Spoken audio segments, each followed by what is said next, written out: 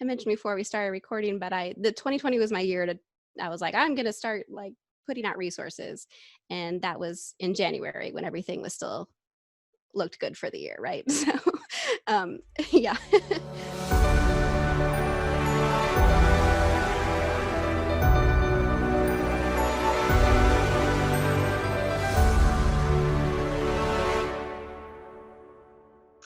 Hello, everybody, and welcome back to CSS Masters Talk. My name is Amit Chin. With me is Elad Schechter, and today we're talking with Stephanie Eckles, a developer, writer, teacher, master of CSS and accessibility and design systems, and many more. Hi, Stephanie. Thank you for joining us. Hi, thank you so much for having me join you. It's really awesome opportunity.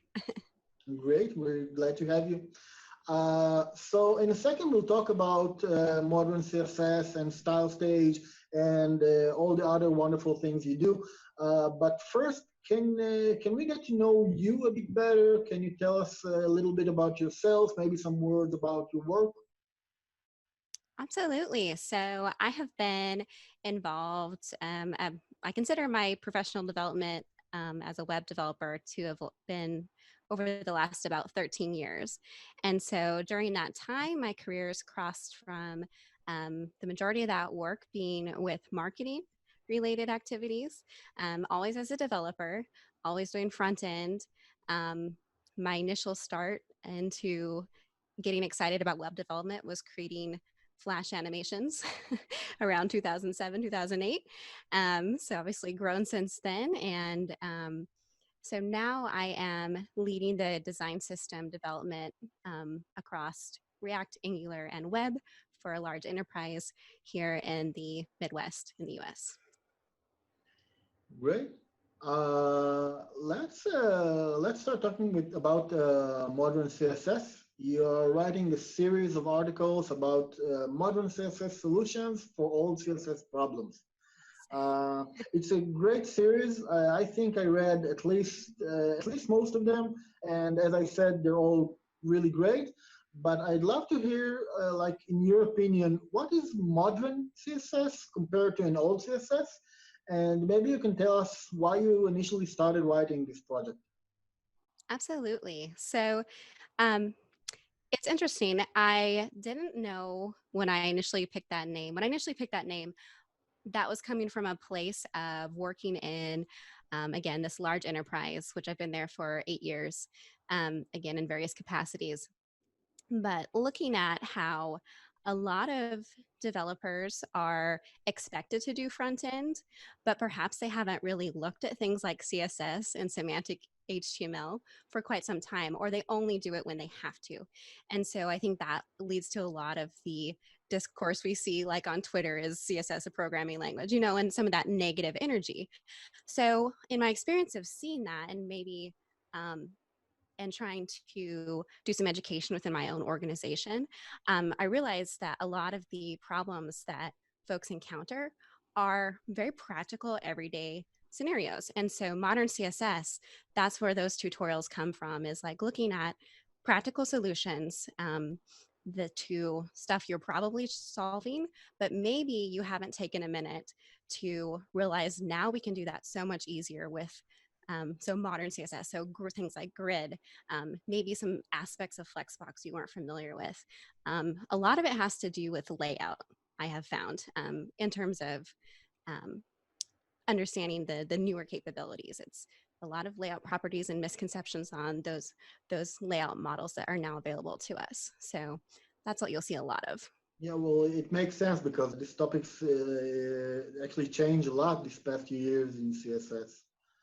For sure. And the topics that you cover in these articles, uh, do you have any clear connection between them, except for the fact that they're all about CSS, of course? And how do you decide what to write about? What's more important? Yeah, that's a great question. So my first couple articles were, testing the waters, and those topics. So was it the very first one was keeping the footer at the bottom of the page, and that one was personal to me because that is something that I link the article I previously referenced over many years of how to do that particular technique, and so I was I had evolved, the techniques that I show, and actively use those through my projects. And so that seemed like it just was a personal topic to me that seemed like a great place to start and introduce the idea of like, here's the way we used to do it, but now here's what's available to us. And then following that was a scroll to top. So that one is interesting. It's gotten a lot of traction and has been way more popular than I imagined putting it out there.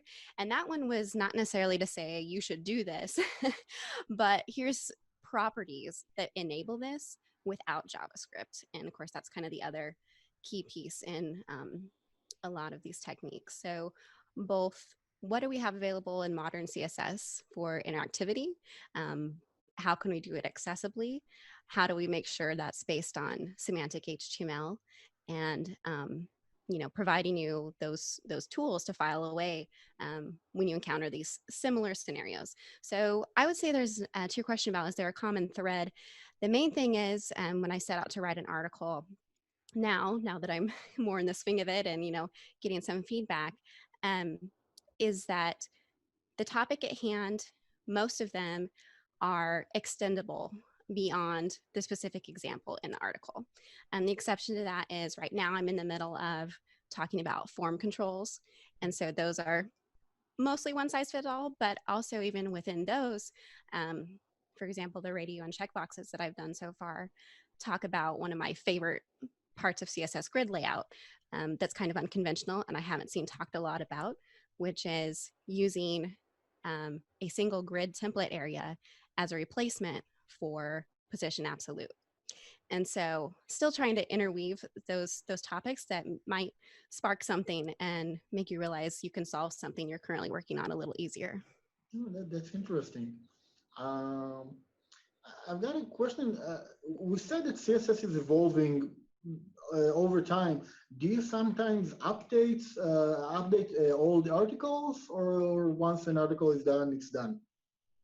Great question. There are a few times that I've updated, particularly um, if if it's been brought to my attention that I've missed something related to accessibility. I will always update for that. Um, Something like the the form fields I had feedback this morning that I missed thinking about the required state. So I absolutely want to revisit that and make sure it works for that scenario. That's very important. So I do see these as flexible. I believe so. I'm doing it kind of unconventionally where I'm writing on the Dev 2 community, essentially using that as a headless CMS into modern CSS.dev. Hmm. So I need to update that and make sure that I'm showing an updated date because I think it's important to know the freshness of the article that you're looking at and have that awareness of any updates. So if it's something critical again to accessibility, if I notice I've missed something semantically or anything else, that I'm very, very open to feedback on. I want it to be a resource that you can depend on for these types of solutions. And so the quality and freshness is very important to me. So absolutely, I will make updates as needed. Yeah, being open to feedback is very Yeah. important.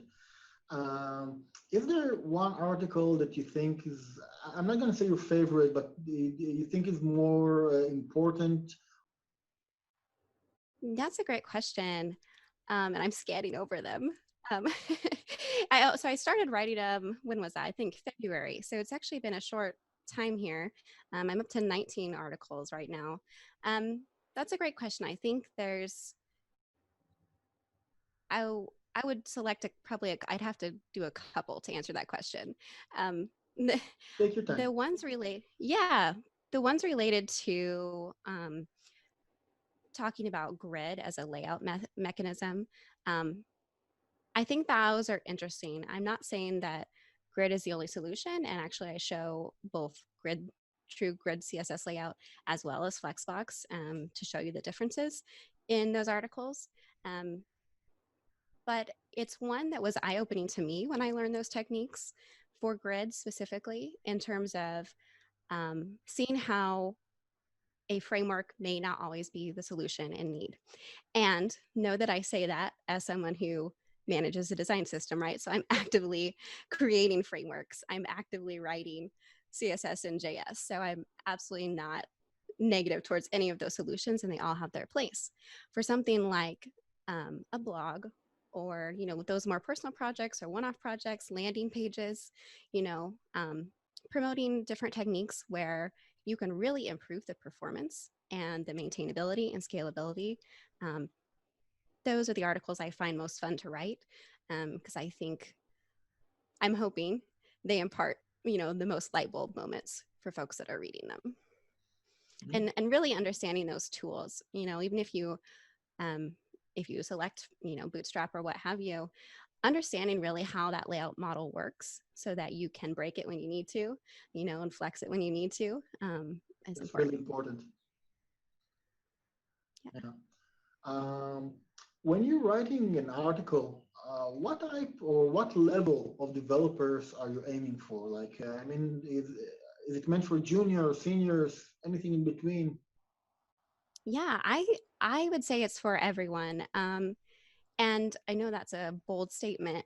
Um, I try to appeal to someone, again, who maybe has some previous background, but they're looking to upgrade skills. So that might be a more mid to senior level person.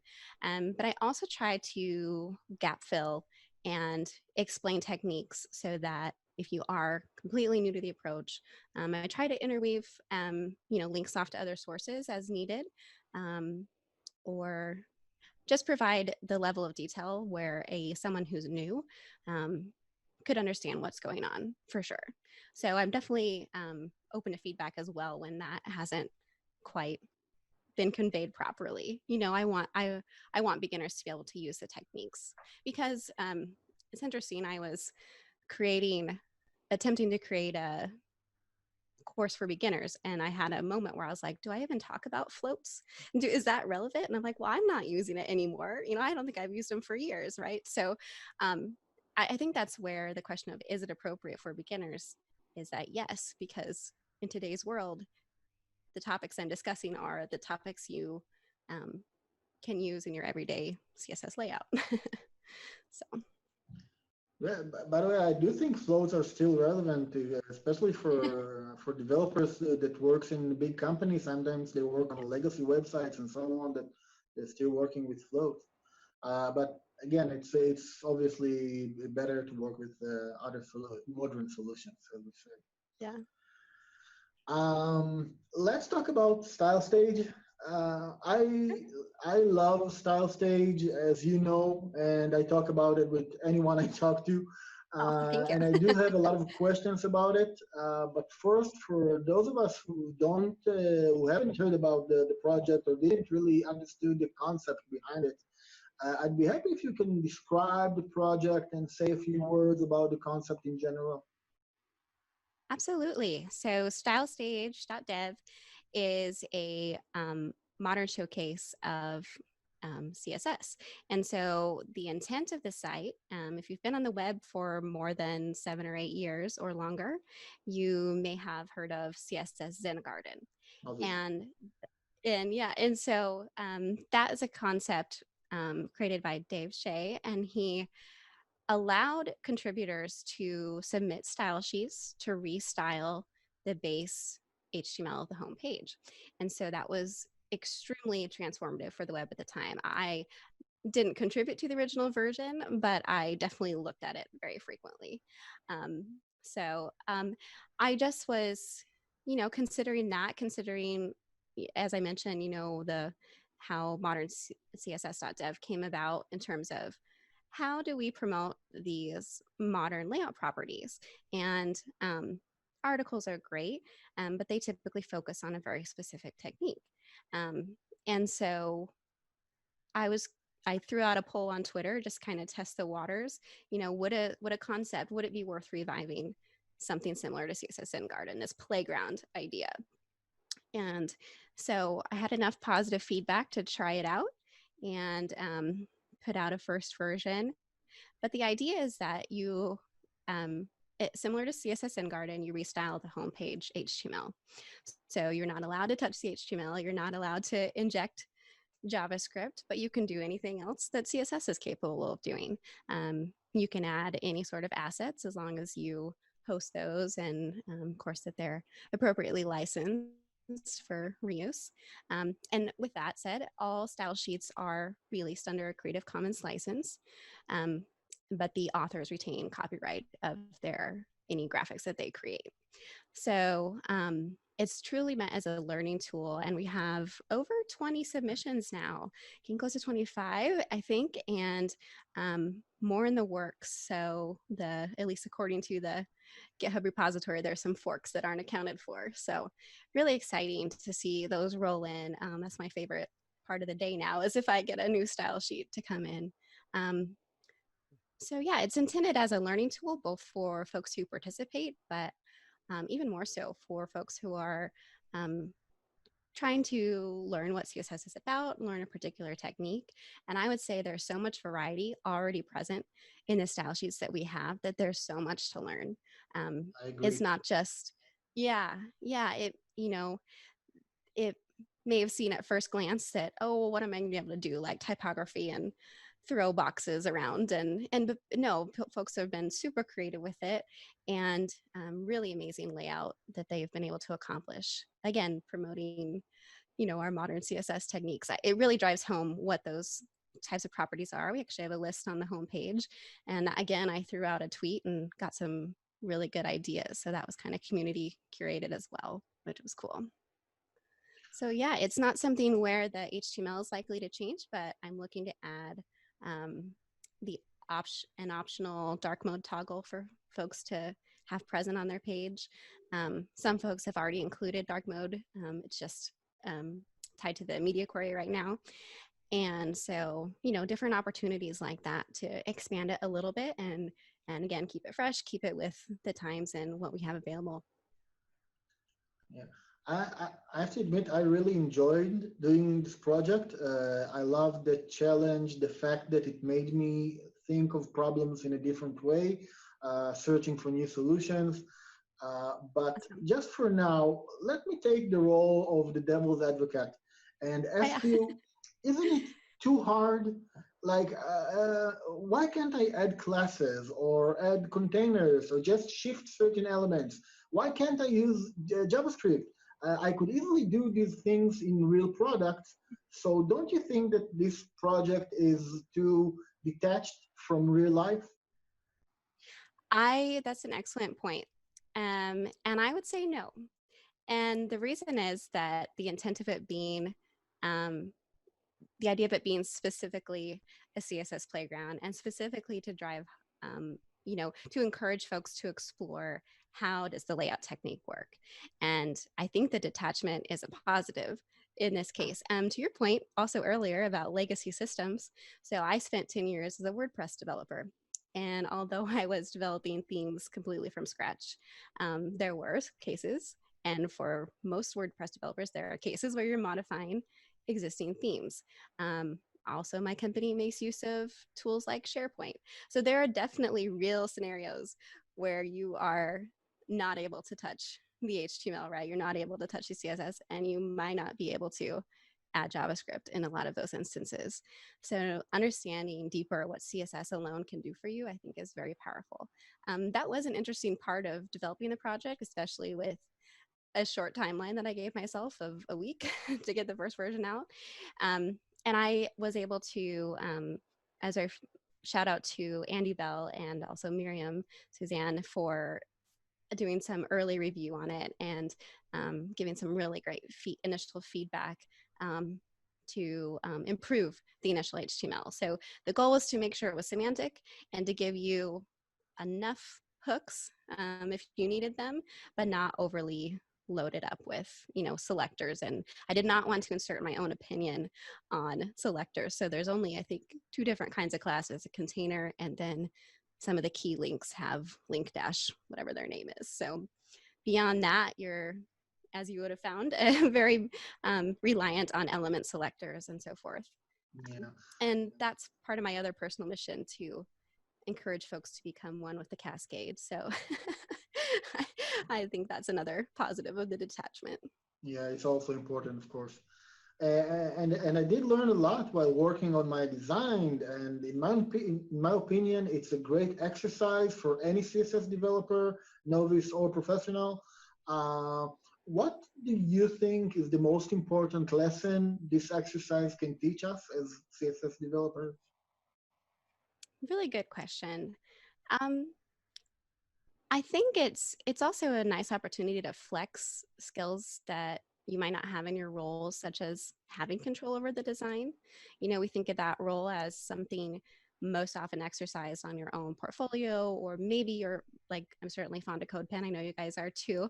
You know, there's opportunities for flexing that, but in terms of understanding how does this all come together as a full layout, um, that's another kind of point that I think was a little bit missing um, in our current realm. Because again, CodePen, it's awesome, but it's very focused on one micro thing, which is excellent in its own right. I love it for that capability. Me too. But yeah, the concept of just the whole page layout, how things come together, thinking of it as a system, like there's so many skills kind of wrapped up in doing this exercise. Yeah. By the way, were there any designs that didn't make the cut? And if so, why? Great question. So, as you found out, I will not completely deny a style sheet unless it very strongly opposes our guidelines. However, our guidelines do have um, rules about accessibility, and they're rules that you should follow no matter what kind of project you're doing. So, the basic one being meeting contrast. A secondary one that I decided to include because it's often missed. So, um, is being cognizant of motion sensitivity. So, including the prefers reduced motion if you're having animations and so forth. Those are the main ones. So, if I see violations of that, or if I'll open it up, I'll test it, you know, across viewports. If I notice something really small, then I'm like, I think this was just missed. I will just point it out in the PR, just a micro review. I'm not going to comment about your layout. I'm not going to comment about your design choices, you know, but just small errors like that that are easily fixable. And so then it's up to the author if you choose to fix it. If they choose not to, then it'll kind of sit there. It's not been long enough where I've, you know, had to deal with, you know, how long is too long to just kind of let this sit open and not close it out. But As you said, you place special emphasis on the issue of accessibility in Stylestage. We actually talked about it a lot in the last episode with Suzanne Aitchison. Uh, this is a topic that is obviously close to you. Do you think that more developers should use accessible designs and perhaps need to pay more attention to audiences with special requirements?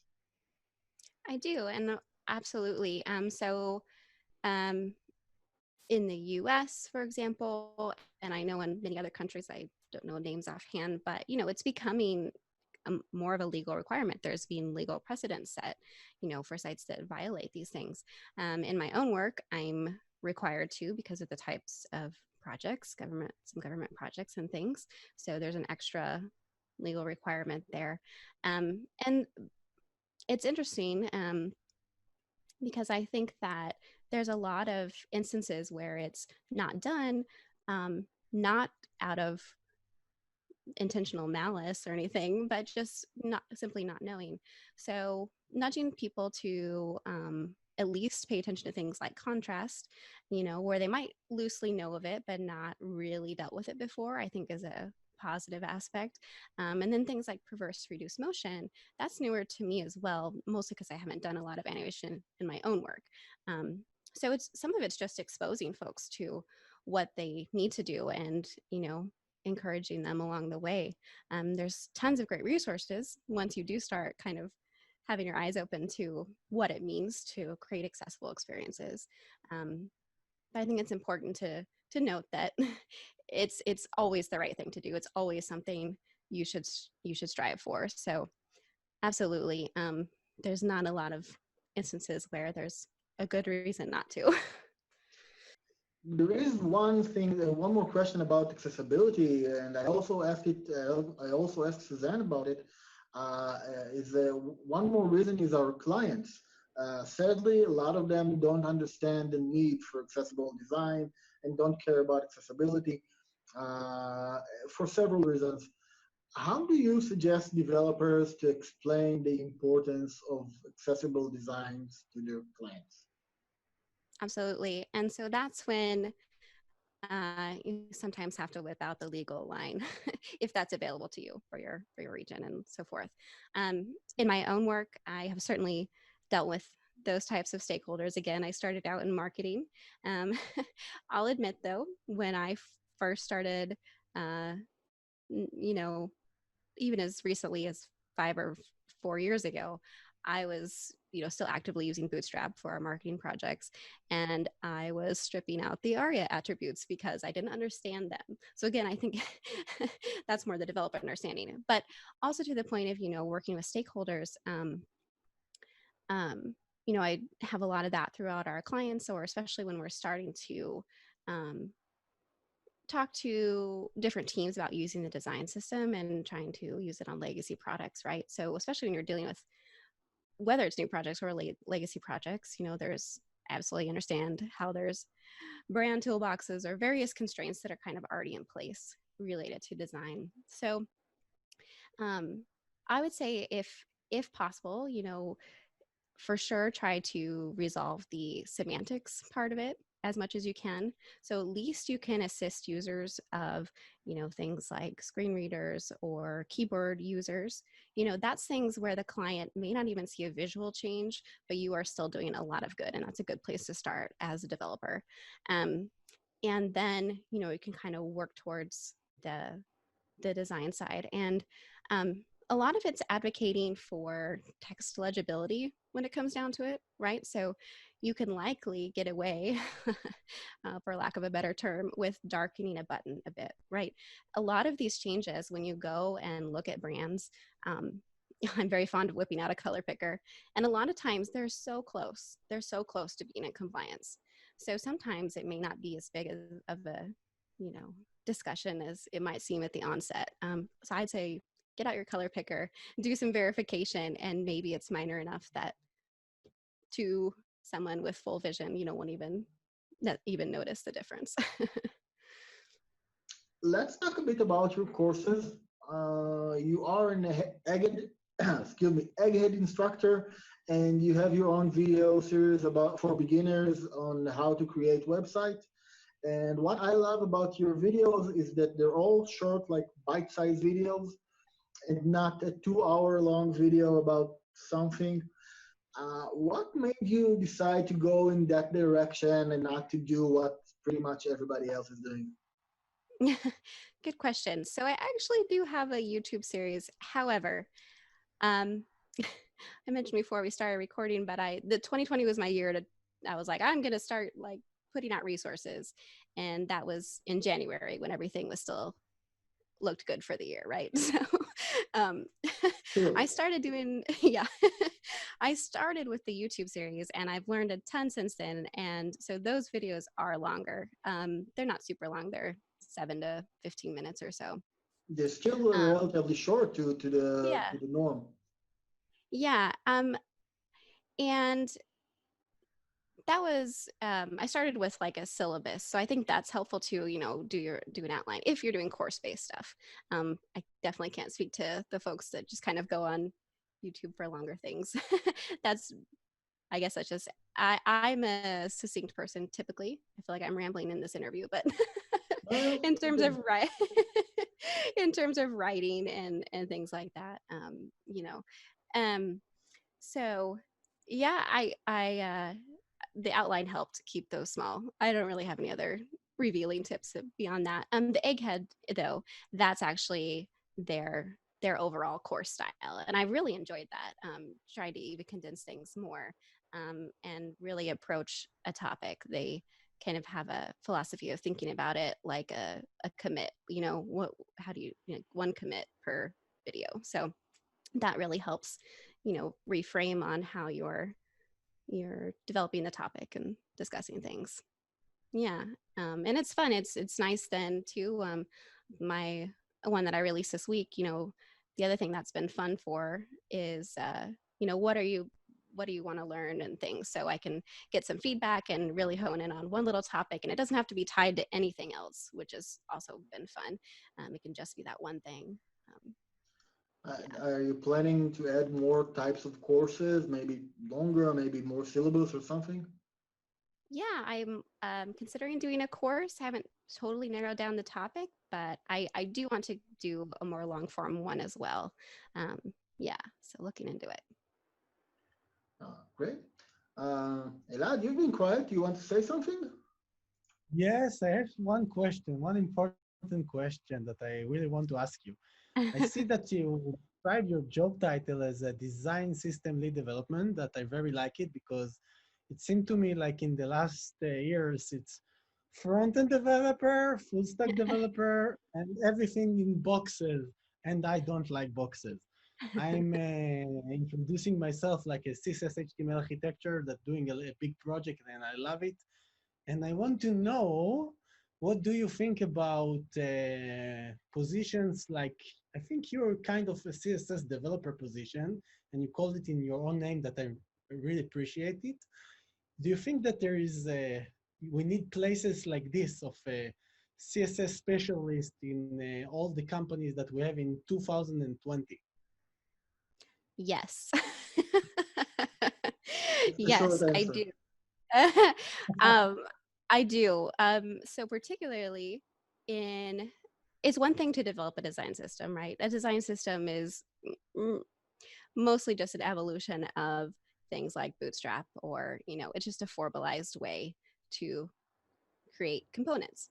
And there's a lot of benefits to that. I really love doing it. But the one aspect where you still need to understand how these tools work, and again, you can see how this ties back to my other work, is when we go to implement a design system, or even a Tailwind, or any of these tools, you still need to know how what's working underneath the surface, how it's working. And so I do think that maybe I'm not totally sure it's always reasonable to have a strictly CSS position, but I think that it's very appropriate to hire for folks very skilled in CSS, and allow them to you know greatly participate in those activities and not append it to a full stack title. So yes, I wish more companies would, because there's so much value. CSS, it seems as though, in my experience so far, it seems as though if you are passionate about CSS, you probably also care about semantic HTML, and you are more likely to care about accessibility, and all of those things are only benefits to whatever company would hire you. So yeah. Great. Nice. Stephanie, do you have any questions for us? Yeah, I do. I would love to hear, since you're have the pretty good sized group, what are the kinds of challenges or things that folks are asking you, or seeking resources for, in your world? It's a good Elad? question. One questions I get a lot is obviously how to control a parent element. This is one recurring question. And the others, I don't know. Elad, you're more connected to the community. I see all this question. I think which is better, Flexbox or Grid, and Oh. it's all Ah, come to depend to what you need. And there is a lot of question how to create a CSS Grid better because it's still quite new, and I Hmm. love CSS Grid. And there is a lot of CSS basic questions. I think in the last 10 years, I think because the front-end development is got so mature and a lot of things got so complicated in the JavaScript world and in the CSS world, I think that there is a lot of front-end developers that getting less better in CSS in the last years. And sometimes I always think that maybe it's a time to separate it, the front-end developer job to more JavaScript specialist in there are a lot of type of JavaScript and a CSS specialist.